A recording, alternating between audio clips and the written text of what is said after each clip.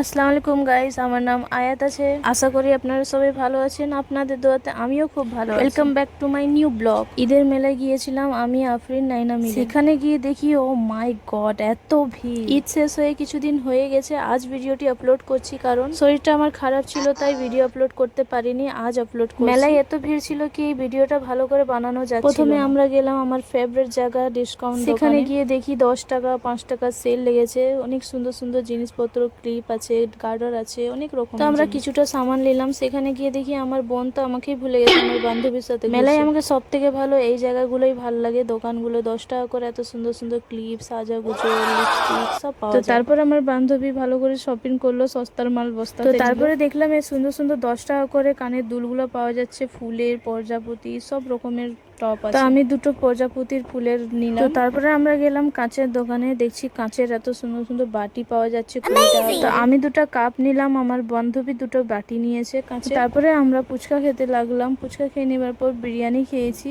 বিরিয়ানি খেয়ে যখন বাড়ি ফিরছি, কত পরিমাণের ভিড়। ভয়ে ভয়ে আমি ভিডিও বানাচ্ছিলাম, পেছন থেকে না কেউ ফোনটা নিয়ে চলে যায়। তারপরে আমার বোন পেছন থেকে হাই করছিল আমার বান্ধবীর ভিডিওতে।